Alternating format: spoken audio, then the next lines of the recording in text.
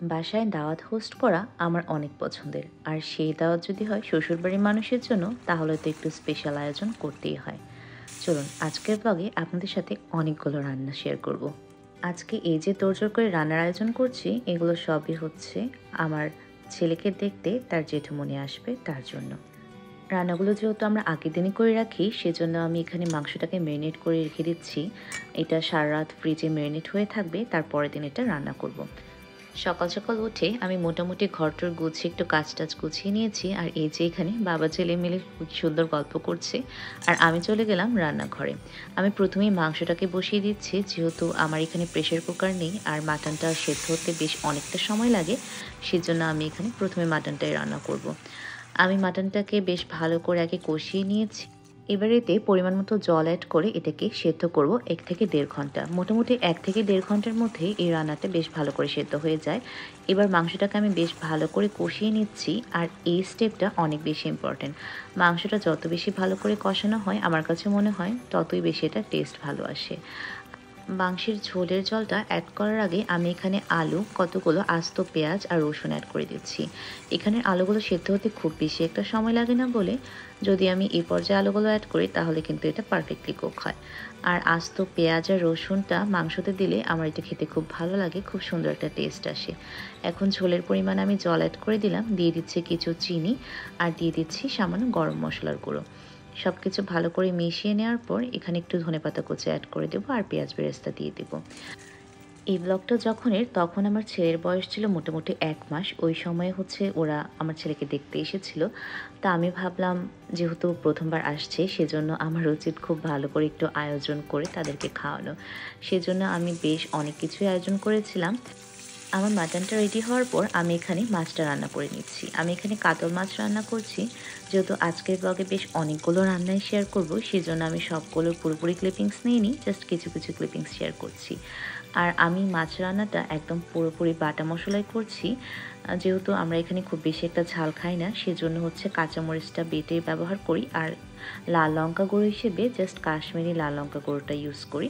তাহলে কালারটাও আসে, আবার ঝালটাও খুব বেশি একটা হয় না। আর আজকের মাছের তরকারিটা আমি রান্না করছি আলু আর টমেটো দিয়ে। আমার কাছে মনে হয় আলু আর টমেটো দিয়ে যে কোনো মাছের রেসিপি খেতে দুর্দান্ত লাগে।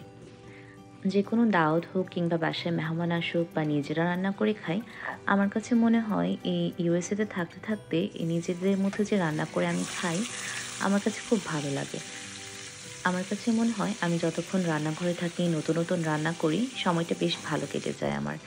আর এখানে একা একা আলাদা অন্য কোনো কাজও যেহেতু থাকে না, সেজন্য মনে হয় যে রান্নাঘরের কাজ বা ঘর গোছানোর কাজটা একটু যত্ন সহকারে করতে পারলে মনে একটা বেশ শান্তি লাগে। আমি এখানে একটা চিকেন রান্না করছি। আমি দইয়ে সবগুলো মশলা অ্যাড করে নিয়েছিলাম আগেই, চিকেনটা একটু ভেজে সেই মশলাটা অ্যাড করে দিচ্ছি। এই রেসিপিটা অনেকটা মাংসের ঝোলের মতোই হয়, কিন্তু বাদাম বাটা আর অন্যান্য মশলা অ্যাড করাতে টেস্টটা বেশ অনেকটা খেতে রোস্টের মতো লাগে আর কি। আমি অন্য কোনো দিন একদম ফুল রেসিপিগুলো তোমাদের সাথে কিন্তু শেয়ার করব।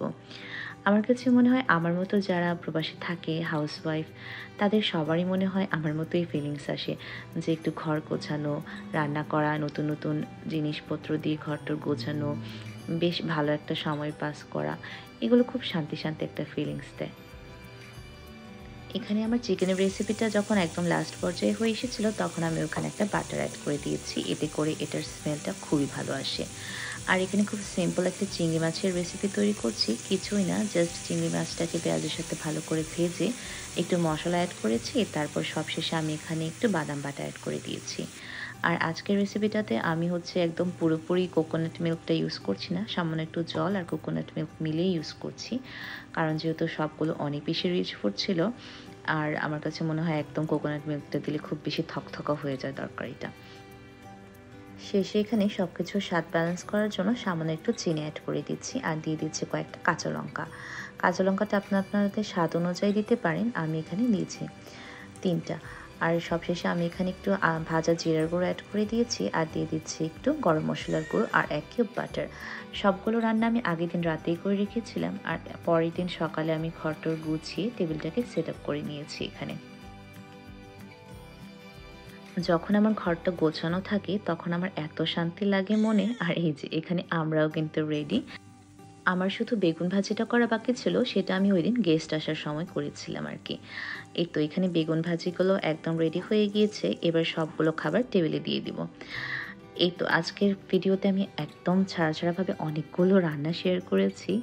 আজকের ভিডিওটা তাহলে এখানেই শেষ করছি। আবার নতুন কোনো ব্লগে দেখা হবে। Thanks for watching. Spread love.